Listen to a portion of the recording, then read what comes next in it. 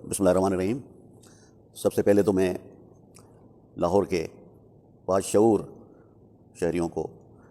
سلام پیش کرتا ہوں کہ جس طریقے سے عمران خان کا 13 اگست کا جلسہ، وہ تاریخ میں ایسا جلسہ کسی لیڈر کا میں نے آج تک نہیں دیکھا، اور جس طرح سے لوگ پیار محبت اور لگن کے ساتھ پورے جلسے میں بیٹھے رہے،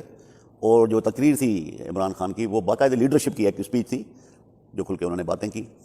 اسی وجہ سے ہم ان کے ساتھ ہیں، اسی وجہ سے ہم چاہتے ہیں کہ یہاں کوئی تبدیلی آئے، صحیح معنی میں ہم ان غلامی کی زنجیروں کو نکال پھینکیں اور صحیح جو قائد اعظم کا تصور تھا پاکستان کا اس کو اجاگر کریں۔ اور مجھے امید ہے کہ انشاءاللہ وہ جس طرح سے بتا رہے تھے